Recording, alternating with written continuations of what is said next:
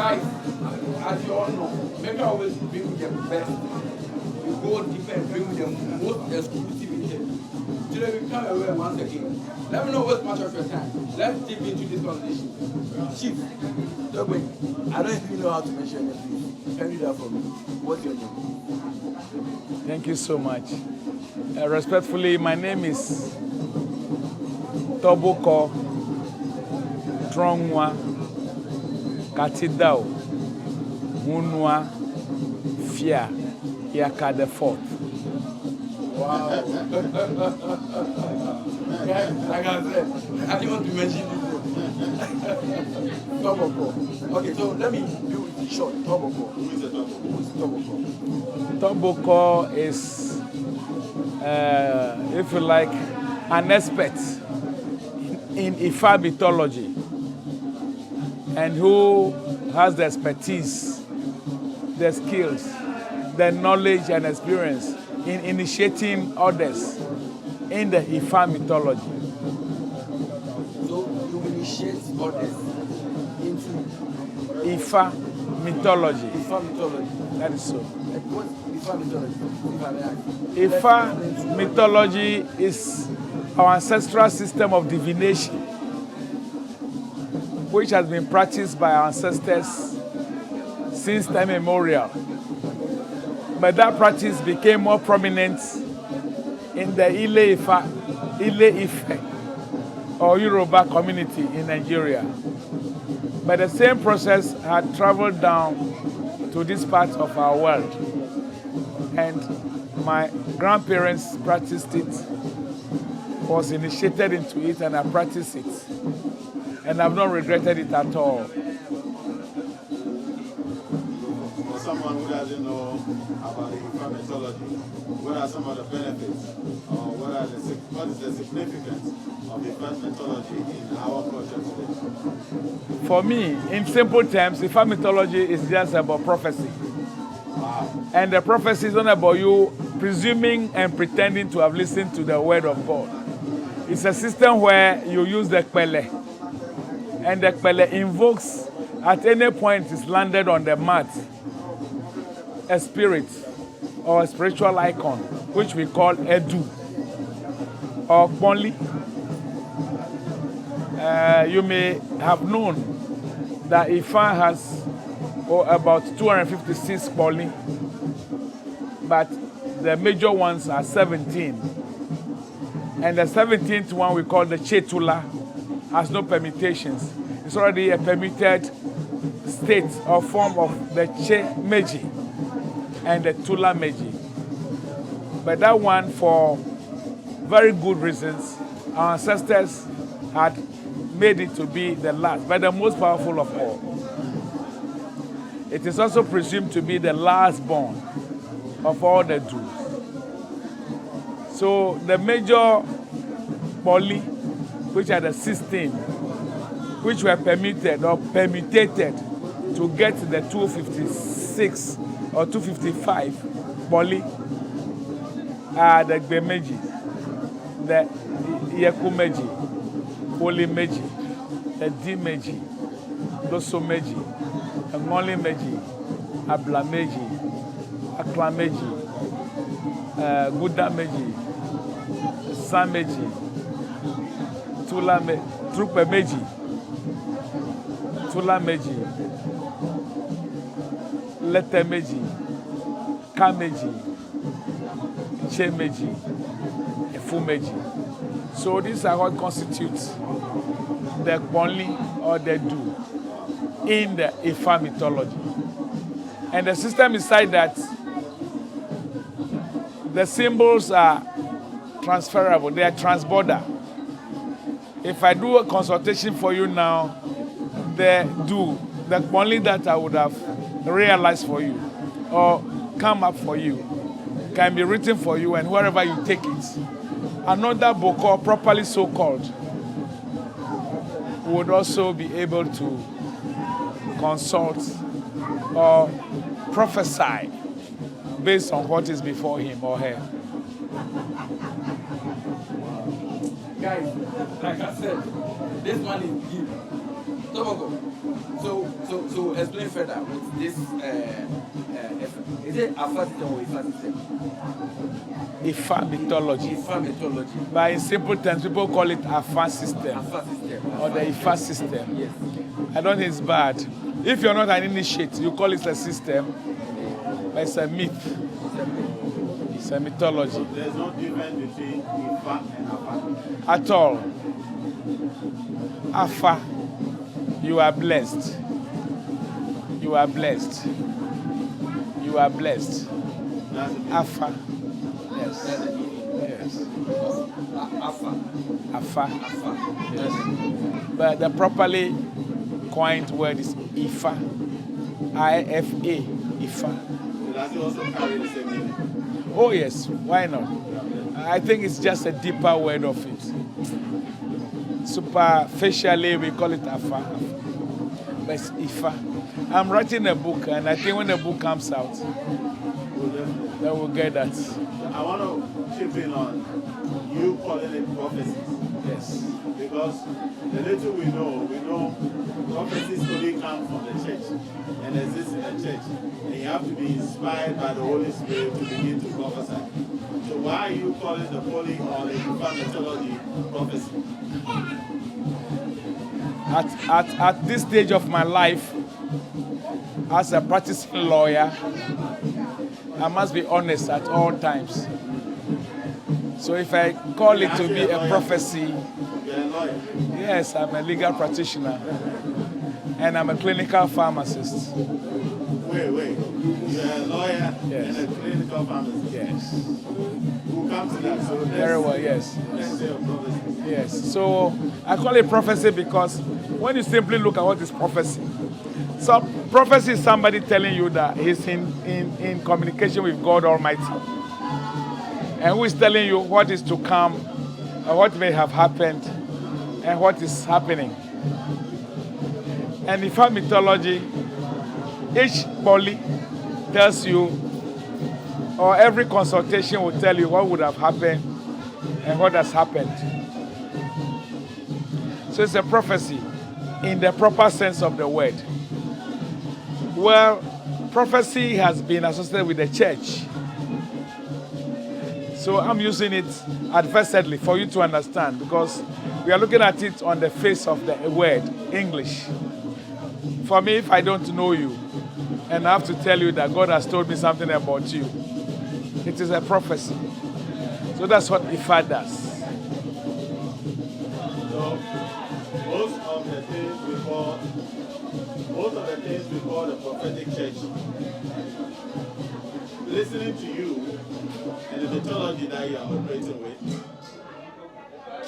would you say that the real prophetic work is actually the Ifa mythology than what is in the church, or is the same thing? Right? Well, this is subjective because I'm not a pastor. So I speak within the context and the perspective of my understanding of what is Ifa. I'm not a pastor, I'm not a reverend minister. So whatever they do there, I will not pretend to know. But for me, an African, I will not wait for a white man to tell me who is God, who was God, and who will be God, and how I can relate to God. Because if God created the world within 7 days, I've not yet come across which parts of the world which were created on which days, and which parts were created on other days. So my reasonable presumption is that the whole world was created in 7 days, or within 7 days.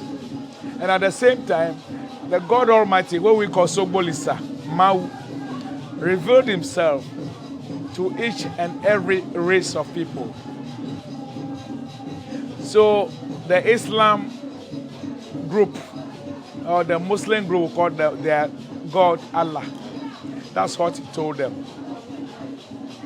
The Christians, who originated from Roman Catholic Church, who will call their revelator, if I can say so, God.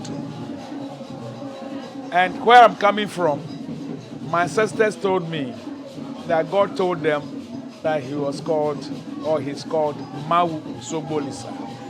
So I would not try and, if you like, import somebody's way of understanding God into my life. You see, it's very simple. If God revealed himself to the Europeans or to the Romans overseas, those of us on this part of the sea had a different revelation with God. So I don't expect a merchant to have traveled all the way from the other side of the sea to come and tell me who God is and how to worship him. I find it very difficult. I can't believe it. And it's not true. You see, when they came, the way we eat, the way we do everything, we bath, we shave, a whole lot of other things that we do, he also does it. The difference is the mode of worship. And that is, of course, input. I'll end it here. Wow. So, another thing is that I'm taking over this conversation, but I don't want to go on the camera because it's very interesting. You spoke about being a lawyer and a trained pharmacist. But I also heard in a way that you were in the military. Yes, I used to serve in the army. I don't like to talk about the army because it was a very bad experience. So I don't like to talk about it. But you see my pictures all over the place. I'll respect Yes. that. I'll respect that. Yes. It just, the span period to which you've been able to accomplish all of these things, I'm trying to understand it. Because you look very young, very handsome. Thank you very much. I'm like, how are you able to do all of this in this same life? Because growing up, they will tell you, become a lawyer, become this, become that. But you have been able to accomplish all of this and in one single lifespan. Like, how is that even possible? Perhaps you may wish to know, or you may be informed that I hold a diploma in shipping management. You know what? I hold a diploma in shipping management. Now this is too much. I also hold a diploma in insurance management. And I hold masters in development management. Wow. And so it is not about talking about myself, but what impact I make to others around me. I don't want to pride myself in riches when somebody next to me is poor. God, I don't think God has created everybody equal, but he's given us the opportunity to help one another. That's why he says love one another. But you see, there's a Bible called the Slave Bible. There's a Bible called the Slave Bible. I've never seen it before. But from my readings, I came across it and I was told that in that Slave Bible, there was no order or, if you like, the commandment that you should love one another. If that were so, then the slave masters would have not visited slavery on us. He said, love thy neighbor thyself. But here in the Slave Bible, there was nothing like that. Anything that will promote love between a human being and the other were absent in the Slave Bible. And so, as far as I'm concerned, whether I hold PhD or not, the key thing is that I should love one another. Otherwise, I wouldn't have granted you this interview when I've not had any prior arrangements at all. Wow. What motivated you? That's what I want to know. To go through all these different disciplines. What motivated you? May I know any motivation, except to say that I am a lone child and I have to fend for myself or fend for myself or provide for myself or care for myself. So my uncles, may they all rest in peace, provided the background, the foundation. It was up to me to see whether or not the sky will be my limit. And so I had tried all that. Yes. I think everybody watching will want to clap their hands for you. Well, that would be great. I would appreciate that. For everything you've done. Yes. And it's been very humbling. Yes. Usually I wouldn't even jump in a conversation because he has the conversation, I'm just someone. But it just to come in the presence of somebody who is himself a humble beast, it automatically also humble you to want to Thank you. come under his feet and have this major conversation. And within a conversation, there are so many different chapters we can go into. Like talk about what you don't even want to talk about, to law, to pharmacy, because when we look around us, most of the sicknesses that we are suffering is because of the same medication that's supposed to cure us. But we don't want to go into it. In all these conversations, there's one major factor, anchor, that has brought us here, which is the Korku festival, the celebration of Hunua. Now, lay point of view, what has Korku got to do with a lawyer? What has Korku got to do with a pharmacist? Well, I will be proud to say, and let it be on record, that it is by the grace of Korku as a mediator for God Almighty. That's how come I went through law school successfully. Oh, wow. Because I've had experiences when people who call themselves reverend ministers and bishops dropped out of law school.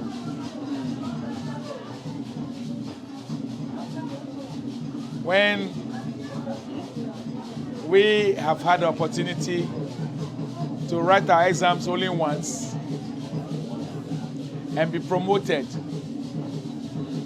others of the other faiths have had challenges.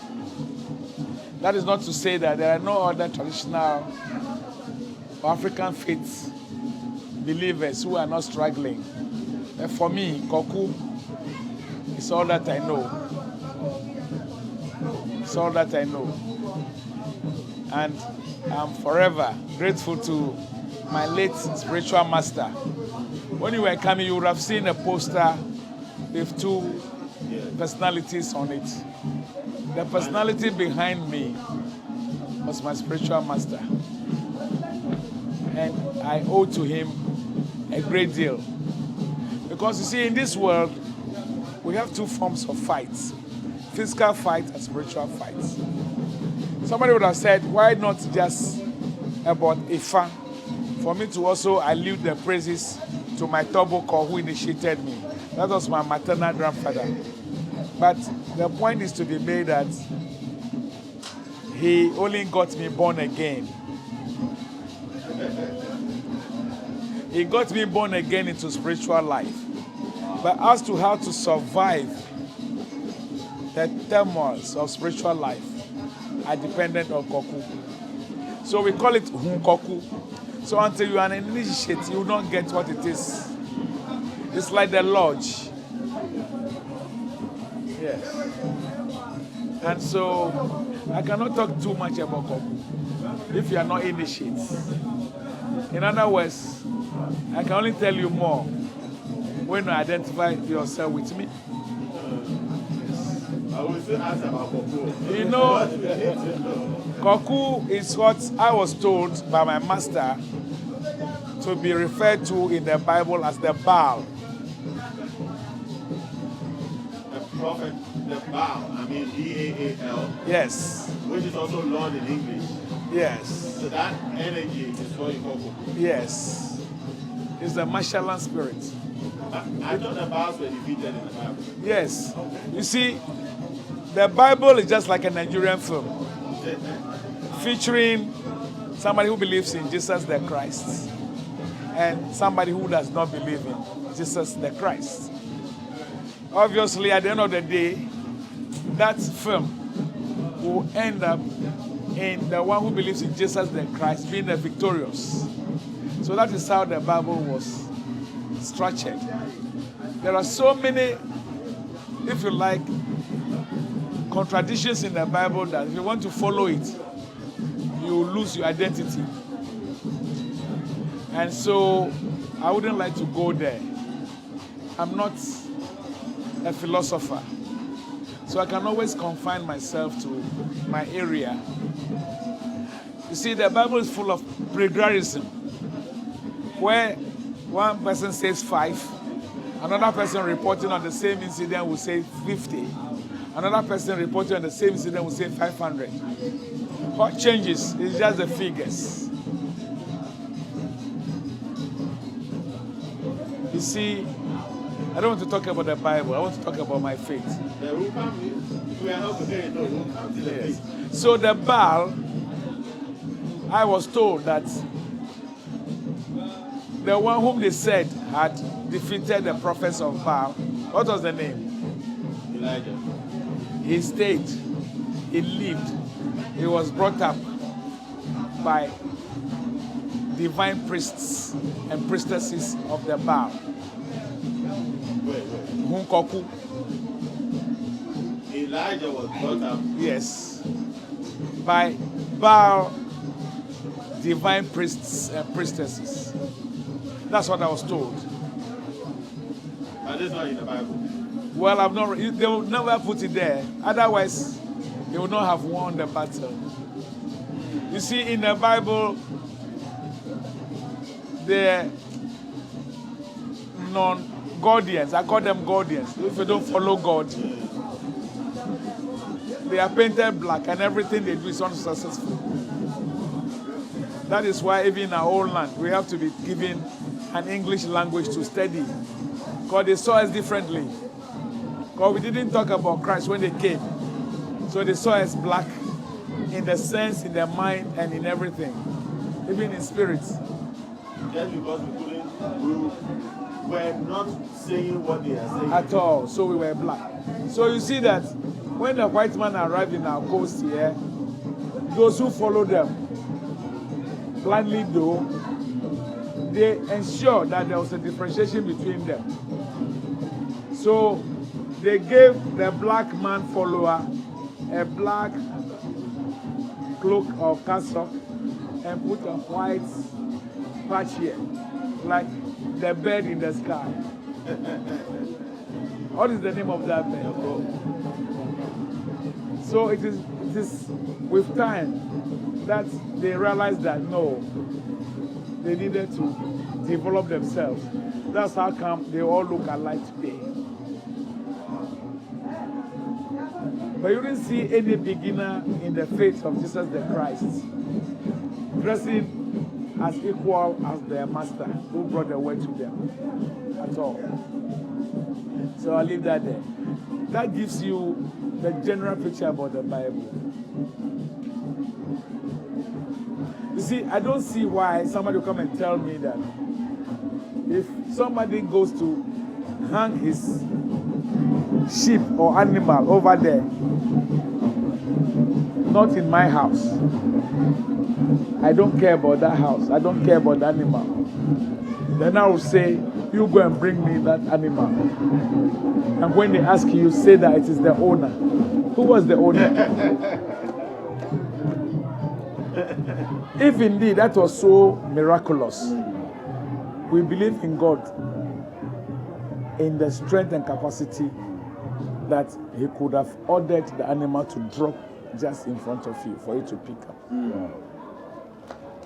You don't send somebody to go and bring somebody's property. That is stealing in law. And the lawyer is speaking it. Yes, you take somebody's property without letting him know, without his consent. In our time, you'll be arrested. You'll be arrested and prosecuted. You know, Sarah and Abraham, they are stepchildren. Have you heard that before? You were stepchildren. Yes. Sarah was a stepsister to Abraham. But we were told they were married. And nobody brought them to book. Today, if such is done, our chiefs will talk about incest. It's incest. We'll talk about a whole lot of. So, for me, I don't talk about the Bible, but I talk about what I understand. Wow. So, what? The conversation is so juicy. I've taken up a job. It's official. I've taken a job from him. It's so juicy that we can dissect it from so many different angles. And that's what I want to know. I want to ask a question about why we are gathered today, why we are even here. As my brother, we are not saying, my brother, you have to come, you have to come. What is happening? What are we celebrating? Today is one of the days in my 25th year anniversary as a divine priest in the African traditional religion. Your 25th year anniversary? Yes. As a divine priest? Yes. I know you want to say it. So I call it 25th anniversary of divine priesthood. You see, I don't want to talk about the Bible. But you keep bringing these things up. Divine priesthood. Yes, I'm a divine priest. I'm a celebrating your divine priesthood. Yes. For 25 years. Yes, in the African traditional religion. Divine. God Almighty. You see, I don't know whether you are coming from the perspective where you want to follow the white man who brought the Bible. So anything about us is derogatory. So anything divine, they think is not divine. Only theirs is divine. That should be divine. So they call us fetish priests. Yes. And fetish priestesses. And that's what I was expecting. There's nothing fetish here about our practices. Anything we do was a divine revelation from God. We don't need a white man to make us divine or to confer on us our divine status. Because he didn't. The white man didn't tell us that we should call God Mau. No. He didn't tell us we should pray in a manner that we were doing. We were doing it before they came. They only came to introduce what they call confession. And they tap our secrets from the fools at the time. Excuse me to say that. They were lured by promises. And they were told things they never imagined. So they revealed our strength to them. But today, I think we have gotten out of that. You can hear about the emancipation, the homecoming, and what have you. The realization has now come. Yes. And I believe strongly that if the church were to revisit their strategy, they would have changed it. And not the way they still go. You see, when there was this epidemic, they called the COVID-19, I was expecting the so-called bishops, miraculous healers, to just go and stand somewhere and pray, and the COVID-19 would have gone. But the Bible doesn't cover COVID-19. The technology in Jesus' healing is not part of COVID-19. COVID-19 is a modern sickness. So that one, the church can be a Have you forgotten that they said that Jesus is the same yesterday, today, and forever? But because there was not going to be contributions, financial contributions, nobody was prepared to organize a free crusade just to pray against COVID-19. And where even the Bible originated, in Italy, I hear it was one of the worst hit lands. You see? So, what is the miracle healing? But somebody will also argue, what did our divine priest do during the COVID-19? Well, I don't know whether we have reported any death from COVID-19 in respect of a divine priest or priestess or their followers. In this community, Afife town, we have never had any single report of COVID-19 related death. No single case. And I believe in some other places. Those places that had noted that indeed they were from God and divinely placed here, trusted their strength in God, prayed traditionally, and God heard them. God hears all of us. And I believe that there's something that worries others, just like I do. When an African team like Ghana, Black Stars, is going to play with an Israeli team, Then you are going to pray and you say Israel God, the God of Israel. You are so yeah. So whose word or whose prayer will be answered? Ghana versus Italy. Yes. They are saying Jesus should help Ghanaians win.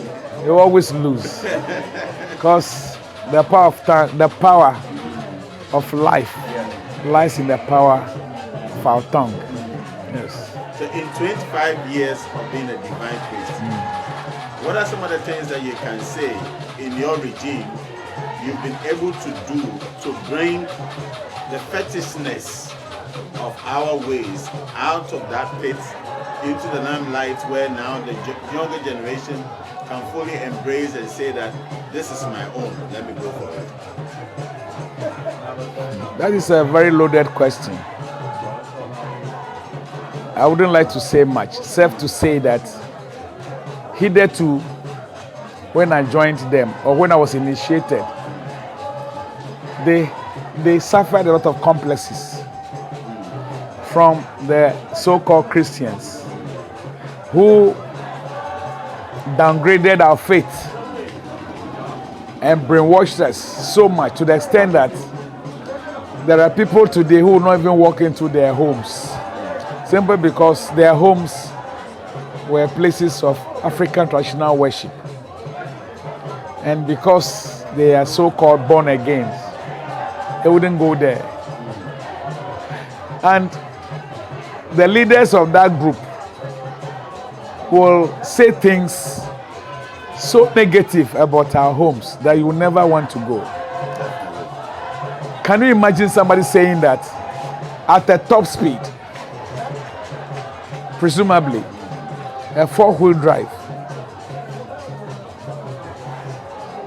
which lost 4 tires and had no marks even on the road, nowhere, from one town end to the other end in the town?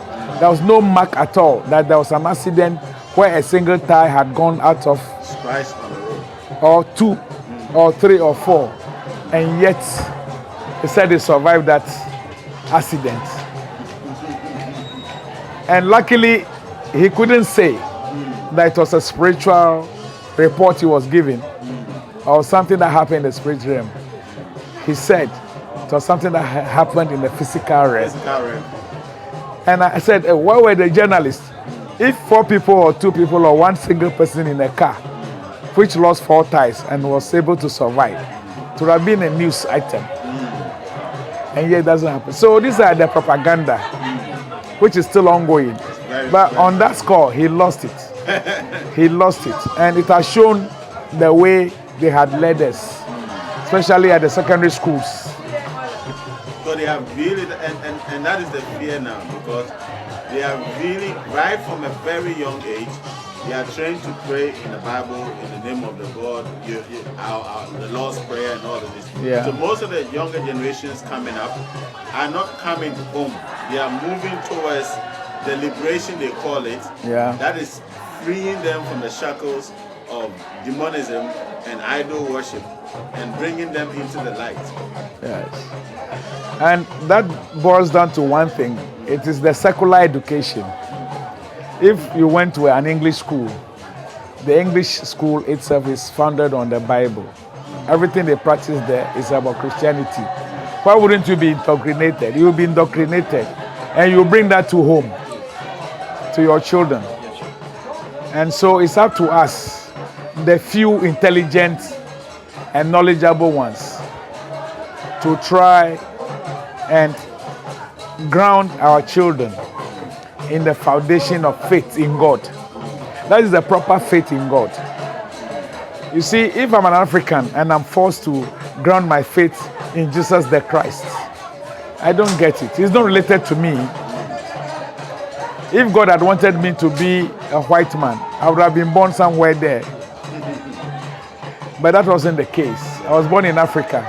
So why would I? Somebody said that despite your background as a lawyer, as a pharmacist, you hold so much qualifications. That's secular education, just for our survival.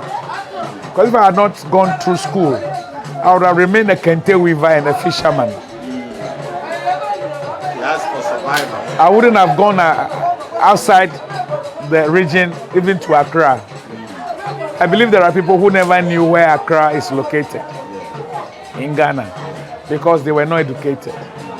So that is the harm or the injury secular education has created or caused us.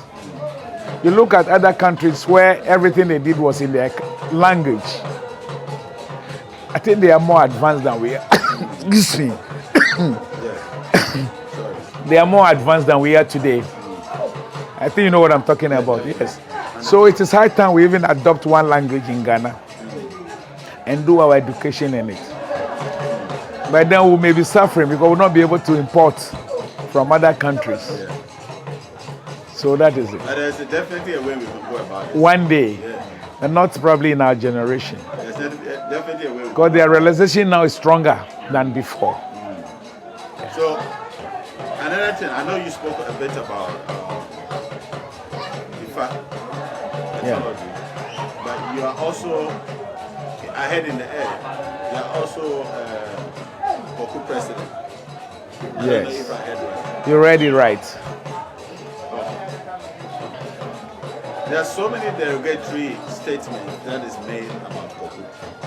And I know I'm not in a position to go into deeper conversations about Korku, but this is for the general public and general information. They say it's all about killing, it's all about human sacrifices, human rituals, and so forth. Why should any young person want to be a Korku initiate? Hearing all these derogatory remarks. Well, for me, I don't have any answers for that. If somebody wants to be an initiate of Korku, I would not have any answers for him because he had not consulted me for me to know why he wants to. But he has a freedom of worship right. A freedom of worship right to worship his God anyhow he understands him. So if he wants to do it through Korku, Korku is just the medium. Just as somebody is mentioning Jesus the Christ, or Buddha, Zoroaster, Muhammad, and all others, I will mention Korku. Perhaps that young man would also wish to mention Korku in his life. It doesn't matter who is your master. It depends on you, your good self, how you tune yourself to that spiritual line. Well, I have practiced for 25 years. I cannot say for sure that Korku or Korku is not about killing, simply because I don't practice that. My master had not practiced that. He has not taught me to do that. And so, it may also be that there are various sources of Korku. You know, in Ghana, we have a lot of churches. Yes. And these churches are not coming from one root. Yes. They are not coming from one theological Bible college or Bible college.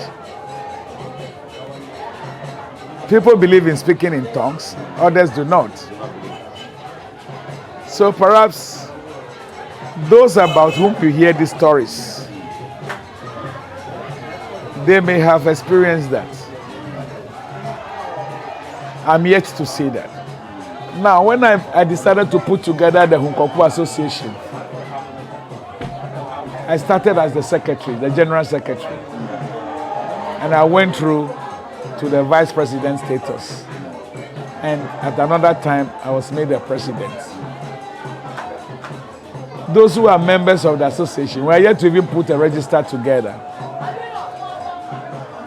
Those who are members of the association, I'm yet to come across one who will tell me that, oh, this is the way our Korku is operated.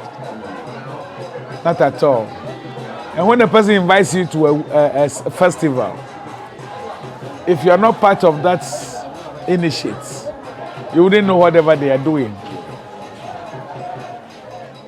But to answer in very categorical terms, Korku is not about killing at all.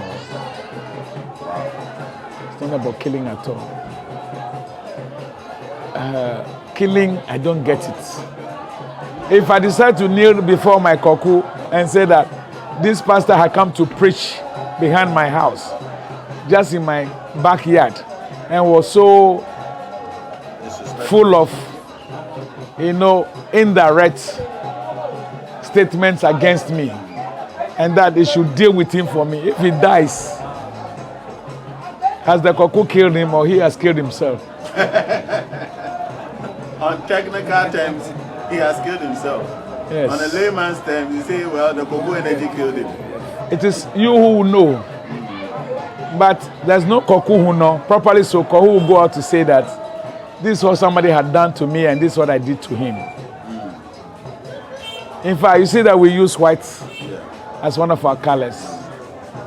It's just because we are for peace.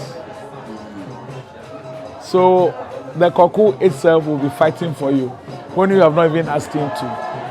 Wow. Just because you honor the energy. Yes, so maybe that is one aspect of killing. I don't know whether the killing they talk about is about slaughtering, where you bring a human being and slaughter him. I don't know about that.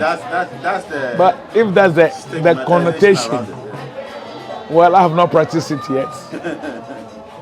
I don't know whether that is it. I can't tell. The Afeza Korku that I know, we don't do that.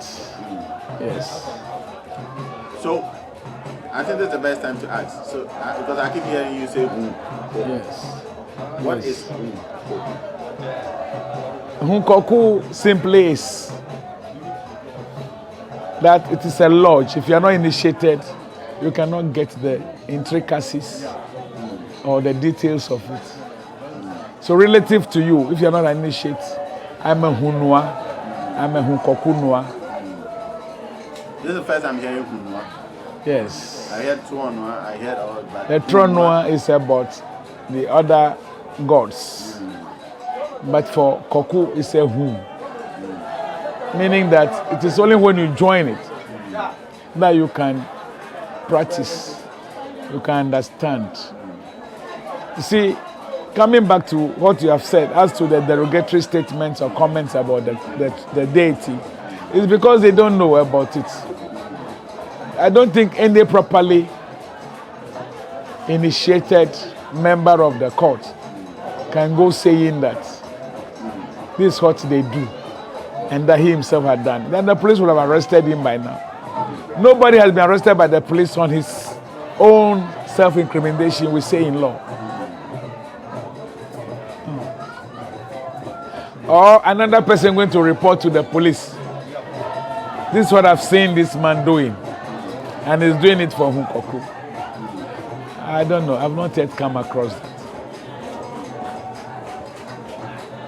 So that is that I have. I like your unbiasedness, and there's something you're doing that I really appreciate. You're trying to give answers, but at the same time very precautious, not to say the things you are not supposed to say. Yes. And I feel, and that's one of the things that generates my respect for you, because when you go to a lot of places, they will want to show that they have something. I have power, I have this. And you actually, throughout the entire conversation, you've shown away from such, you totally deflected on all of that, and really having a real conversation and a real understanding to the things that you want them to know you are. You're not shy, letting people know this is me, this is what I practice, but at the same time, you're letting them know certain things I can't say because you are not in.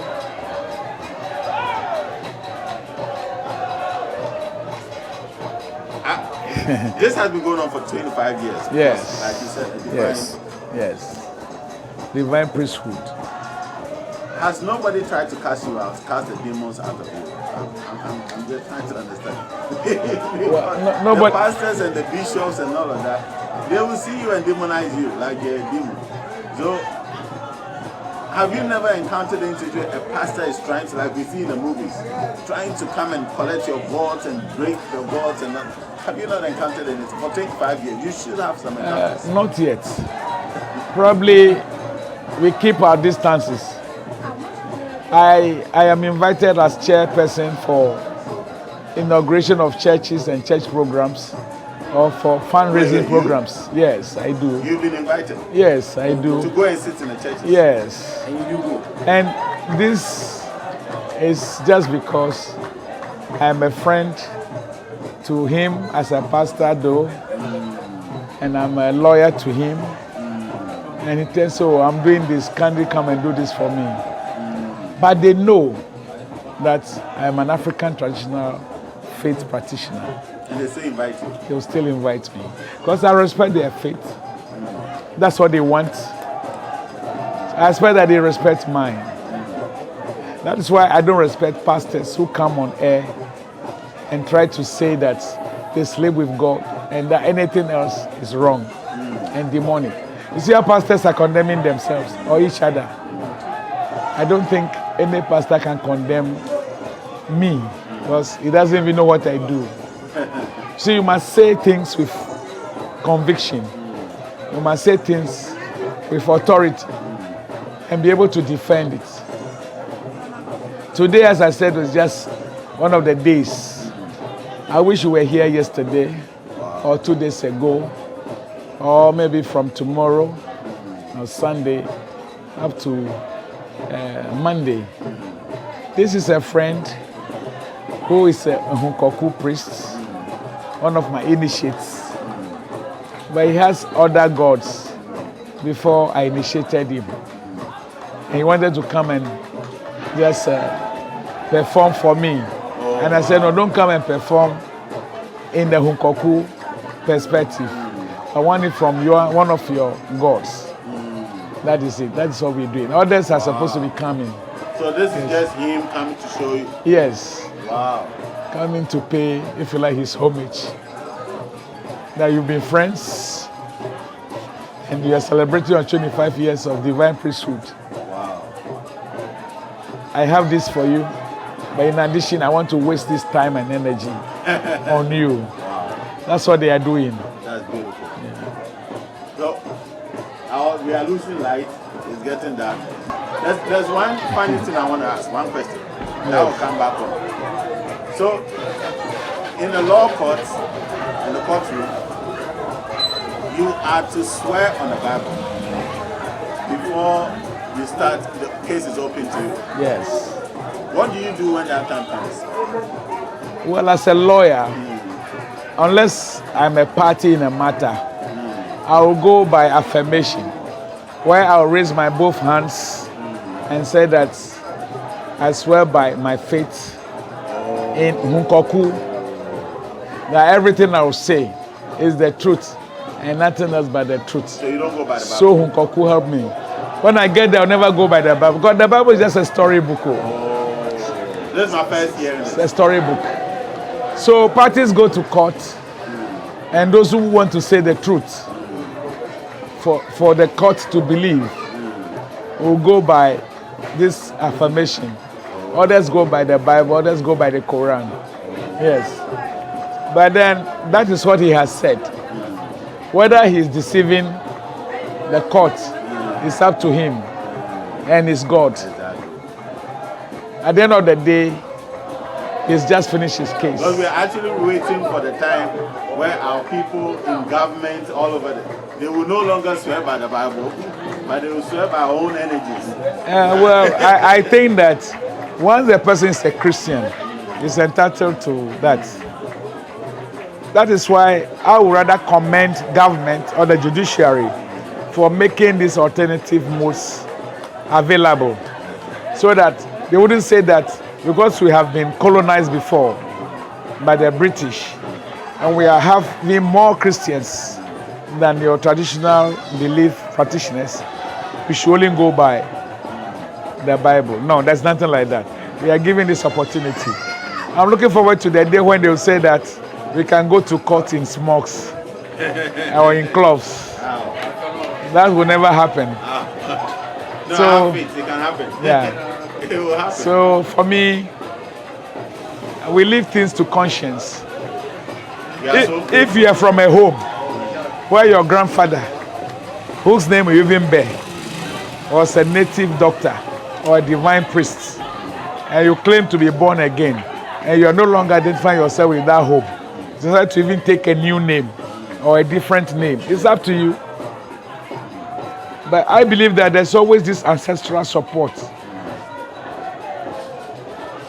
for everybody. If I bear the name Apia, the Apia name I took was for somebody. And that Apia will never let me down. So that is it. I say this funny thing to all Christians. They've all been adopted into the Abraham lineage. Yes. That's the ancestor.